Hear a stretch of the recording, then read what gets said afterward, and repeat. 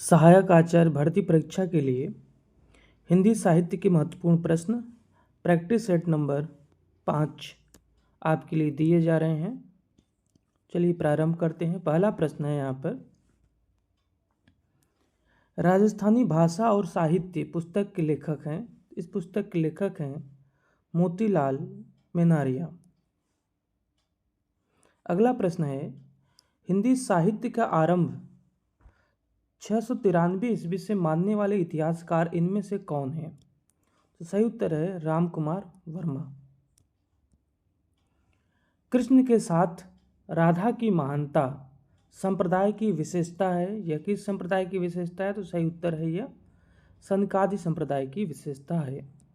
अगला प्रश्न है, आदिकाल के किस कवि की भाषा हिंदी के वर्तमान रूप के सर्वाधिक निकट है? सही उत्तर है अमीर खुसरो की भाषा।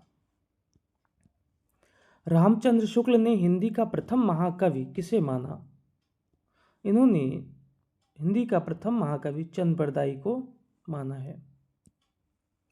रसखान कवि का वास्तविक नाम क्या था? इनका वास्तविक नाम सैयद इब्राहिम था। अलवार वैष्णव की संख्या कितनी है? इनकी संख्या 12 मानी जाती है। आचार्य रामचंद्र शुक्ल प्रेमाख्यान परंपरा की पहली रचना किसे मानते हैं? तो रामचंद्र शुक्ल ने पहली रचना मृगावती को माना है। अगला प्रश्न है, संसार अपार के पार को सुगम रूप नौका लियो, कल कुटिल जीव निस्तार हित वाल्मीकि तुलसी भयो।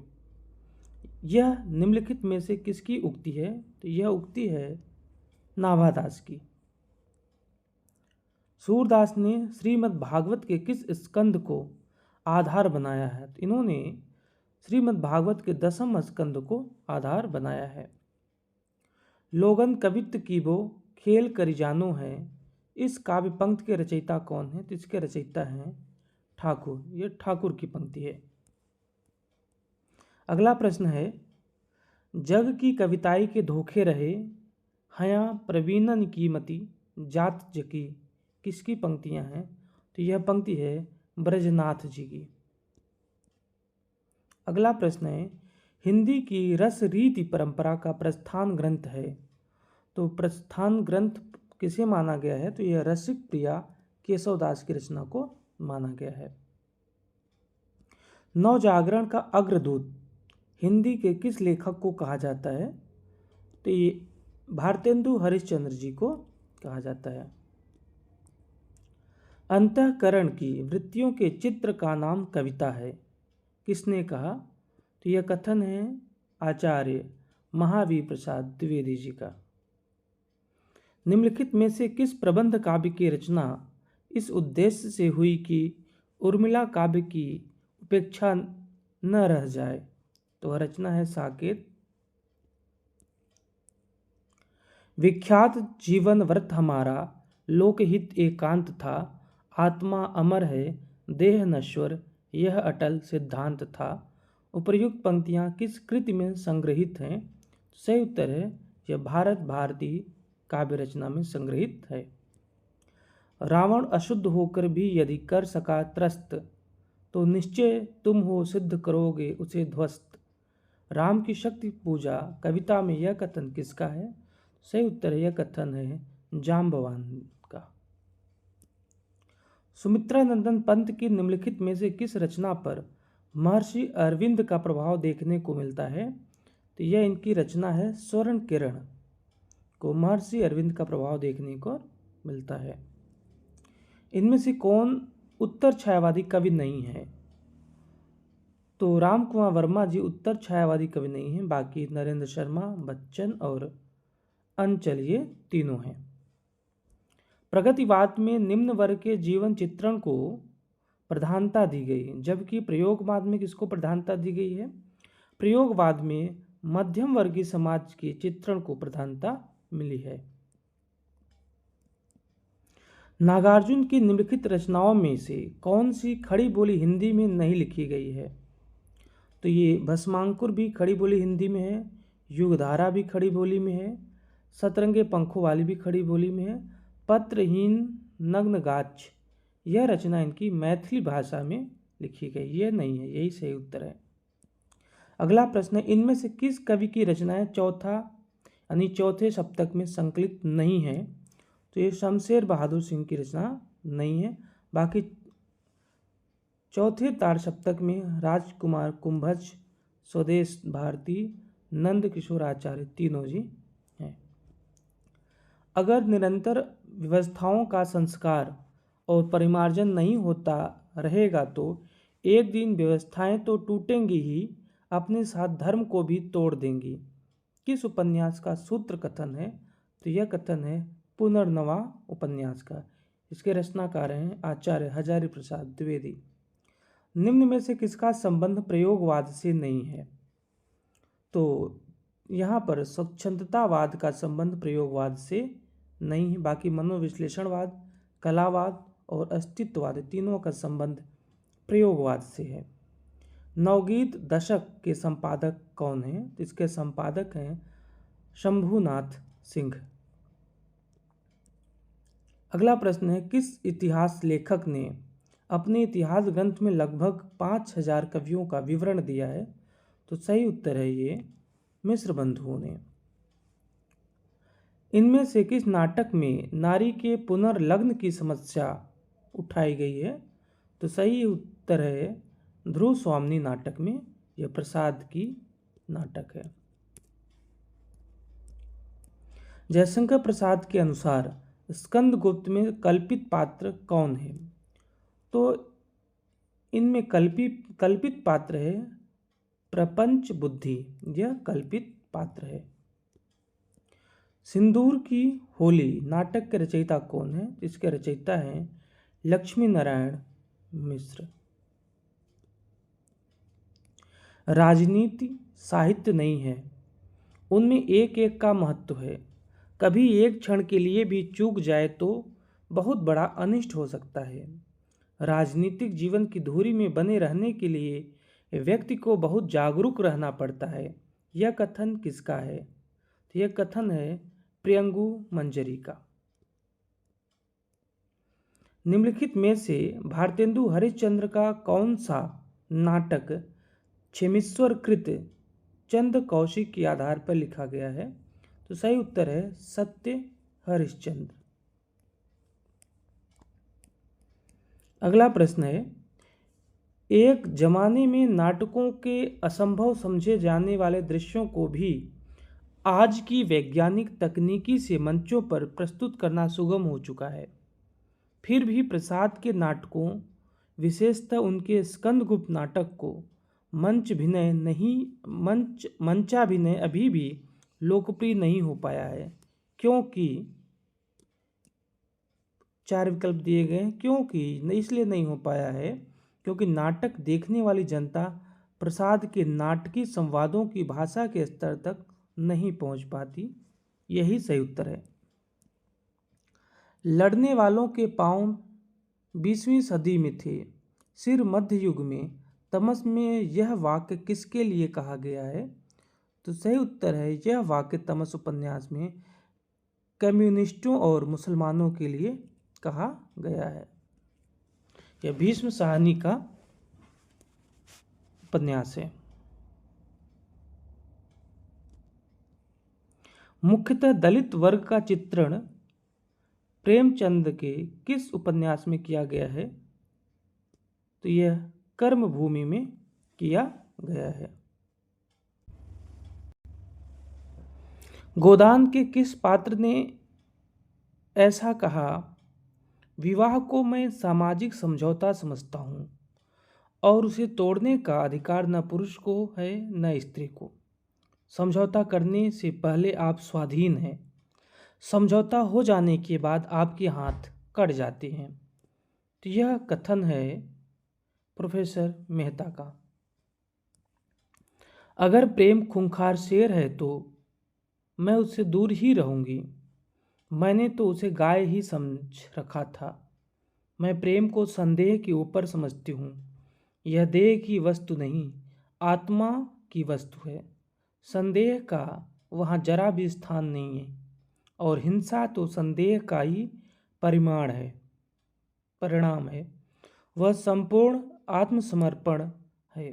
यह पंक्तियाँ गोदान उपन्यास में किस पात्र द्वारा कही गई है? तो यह मालती द्वारा कही गई बात है। इनमें से कौन सा उपन्यास जीवनी परक है? तो यह खंजन नयन जो है जीवनी परक है। ये सूरदास जी के बारे में, इसमें उनके जीवन के बारे में बताया गया है। अगला प्रश्न है, निम्नलिखित पात्रों को उनसे संबद्ध उपन्यासों के साथ मिलाना है। तो जयदेवपुरी पात्र है झूठा सच उपन्यास का, इसके लेखक है यशपाल। चंद्रमाधव यह उपन्यास है यह पात्र है नदी के द्वीप का और इसके लेखक हैं अज्ञे। फूल बाबू यह पात्र हैं बलचनमा के और यह उपन्यास है नागार्जुन का। निर्गुनिया यह पात्र है नाच्यो बहुत गोपाल का और इसके लेखक है अमृतलाल।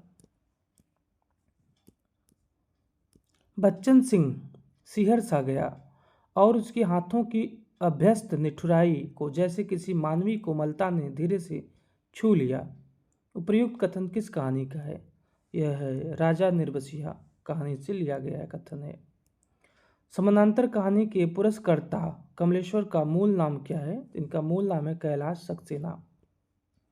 यात्रा के लिए निकलती रही वृद्धि पर हृदय को साथ लेकर, यह कथन किस निबंधकार का है? तो यह है पंडित रामचंद्र शुक्ल का। पाश्चात्य काव्यशास्त्र इतिहास सिद्धांत और वाद पुस्तक के लेखक कौन हैं? तो इसके लेखक हैं डॉक्टर भगीरथ मिश्र। हिंदी में दलित साहित्य की पहली आत्मकथा किसने लिखी? तो दलित साहित्य की पहली आत्मकथा मोहनदास नमिश राय ने लिखा। अक्षर अक्षर यज्ञ किसके पत्रों का संग्रह है? तो यह है धर्मवीर भारती के पत्रों का संग्रह है। निम्न चित्रण किस उपन्यास में है? घरों के दरवाजे बंद थे, शहर का कारोबार, स्कूल, कॉलेज, दफ्तर सभी ठप हो गए थे। सड़क पर चलते आदमी को सारा वक्त इस बात का भास बना रहता कि खिड़कियों के पीछे मकानों की अंधेरी ड्योरियों, द्वारों, दरारों, छिद्रों में उस पर आंखें लगी हैं, उसका पीछा कर रही हैं। यह चित्रण तमस उपन्यास से लिया गया है। आचार्य दंडी के काव्य हेतु किसे माना गया है? उसमें प्रतिभा, शास्त्र ज्ञान और अभ्यास को माना गया है। निम्नलिखित में से कौन से पश्चिमी विचारक 20वीं सदी में मौजूद नहीं थे? तो सैमुअल टेलर कॉलरिज ये 20वीं सदी में मौजूद नहीं थे। निम्नलिखित बोलियों को उनके क्षेत्र के साथ सुमेलित करना है। तो देखिए सूची है, पहाड़ी, पश्चिमी पहाड़ी यह शिमला में बोली जाती है, मध्यवर्ती पहाड़ी यह गढ़वाल में बोली जाती है, भोजपुरी यह गाजीपुर में बोली जाती है, मगही यह पटना में बोली जाती है। अंगिका किस राज्य की बोली है? तो अंगिका यह बिहार की बोली है। खड़ी बोली के परिनिष्ठित रूप का विशिष्ट भाषी क्षेत्र है मेरठ, बुलंदशहर और खुर्जा। निम्नलिखित में से कौन से उपन्यास कालक्रम में व्यवस्थित हैं? देख लेते हैं। गोदान 1936 ईस्वी, नदी के द्वीप 1951 ईस्वी, मैला आंचल 1954 ईस्वी, झूठा सच 1958 ईस्वी में। निम्नलिखित में से कौन सा फीचर लेखन का उद्देश्य नहीं है? तो शून्य पठनीयता यह फीचर लेखन का उद्देश्य नहीं है, बाकी मनोरंजन, ज्ञानवर्धन, मार्गदर्शन तीनों है। सुख दुखात्मको रसः किसकी उक्ति है? तो यह रामचंद्र गुणचंद्र की उक्ति है। हिंदी दलित साहित्य में किस विधा की रचनाएं सर्वाधिक चर्चित हुईं? तो आत्मकथा की विधाएं दलित साहित्य में सर्वाधिक चर्चित हुईं। भारतवर्ष का सबसे प्राचीन मत वैष्णव है। हमारे आर्य लोगों ने सबसे प्राचीन काल में सभ्यता का अवलंबन किया और इसी हेतु क्या धर्म नीति सब विषय के संसार मात्र के ये दीक्षा गुरु हैं। यह पंक्ति किस प्रसिद्ध निबंध से है? तो यह है वैष्णव और भारतवर्ष, वैष्णवता और भारतवर्ष है। सद्दूरपुर चुनार जिला मिर्जापुर यूपी किस प्रसिद्ध साहित्यकार का जन्म स्थान है? तो यह है पांडे बेचन शर्मा उग्र का जन्म स्थान है। निराला के पत्र में निराला के साथ पत्राचार को किस साहित्यकार ने संकलित कर प्रकाशित किया? तो वह है जानकी वल्लभ शास्त्री। मैं अनुभव करता हूँ कि यह ग्राम प्रांतर मेरी वास्तविक भूमि है। मैं कई सूत्रों से इस भूमि से जुड़ा हूँ। उन सूत्रों में तुम हो, यह आकाश और ये मेघ हैं, यहाँ की हरियाली है, हरिणों के बच्चे हैं, पशुपाल हैं। यह वाक्य किसने किससे कहे हैं? तो यह वाक्य कालिदास ने मल्लिका से कहा है। राजकुमारी प्रेम में स्मृति का ही सुख है, एक टीस उठती है वही तो प्रेम का प्राण है। आश्चर्य तो यह है कि प्रत्येक कुमारी के हृदय में यह निवास करती है, पर उसे सब प्रत्यक्ष नहीं कर सकती, सबको उसका मार्मिक अनुभव नहीं होता। उपर्युक्त कथन किसने किससे कहा? यह कथन सुवासिनी ने कार्नेलिया से कहा है। मैं विधवा हूँ, इस ज्वालामुखी को यदि मैं कुछ समय के लिए छिपा भी लूँ तब भी मैं किसकी बनूँ? तुम्हारी या डिप्टी साहब की? जहाँ तक मेरी बात रही, मैं तो उन्हें जी भर घृणा करना चाहती हूँ और तुमसे प्रेम। मैं तुम्हें अपना दूल्हा तो नहीं बना सकती, लेकिन प्रेमी बना लूँगी। कल मैं अवश्य चली जाऊँगी, इसका उत्तर तुम्हें आज देना होगा। उपर्युक्त कथन किसका है? यह कथन है मनोरमा का। यह सिंदूर की होली नाटक से विधवा पात्र है मनोरमा, उसका कथन है। कानों में कंगना कहानी में सचमुच कितने कंगन कानों को घेर कर बैठे थे? इसमें 2 कंगन वास्तव में कानों को घेर कर बैठे थे। अगला प्रश्न है, आज़ादी के समय हुए हिंदू मुसलमान दंगों के आधार पर लिखी गई कहानी कौन सी है? यह कहानी है शरणदाता अज्ञेय कहानी है। कफन कहानी में आए प्रसंग के अनुसार कितने वर्ष पूर्व ठाकुर की बारात में घीसू पेट भर कर भोजन किया था? सही उत्तर है वह 20 वर्ष बाद। रघुवर विचलित होने का नहीं देखता मैं कारण, राम की शक्ति पूजा में राम के प्रति यह कथन किसका है? तो यह कथन है जामवंत का। इनमें से श्रद्धा सर्ग की विशेषताएं हैं। तो इसकी विशेषताएं हैं, नारी की आंतरिक गुणों का वर्णन है, सही है इसमें। प्रसाद ने श्रद्धा के माध्यम से विश्व के मंगल की कामना की है, यह भी सही है। छायावादी लाक्षणिक भाषा, शिल्प विधान, प्रतीकात्मक शैली, सौंदर्य चित्रण सभी है, यह भी सही है। उपर्युक्त सभी कथन सही है। अंधेरे में कविता में आया रक्त लोक स्नात पुरुष किसका प्रतीक है? तो यह अंतर मन में निहित क्रांति की भावना का प्रतीक है।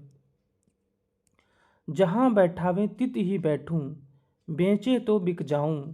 इस काव्य पंक्ति में मीरा का व्यक्त भाव कैसा है? तो यहाँ पे मीरा का समर्पण भाव व्यक्त हुआ है। गोदान में एक ग्राम कथा तथा दूसरी नागरी कथा दोनों ही एक साथ चलती हैं। इस परिप्रेक्ष्य में दिए गए कथन की समीक्षा करते हुए असत्य कथन का चयन करना है। तो यहाँ पे ग्राम कथा और नागरी कथा के मध्य इस उपन्यास में गजब का संतुलन देखने को मिलता है, ये गलत है। संतुलन यहाँ पे बल्कि बिगड़ जाता है। दूसरा विकल्प है, यहाँ ग्रामीण कथा का वर्णन आता है।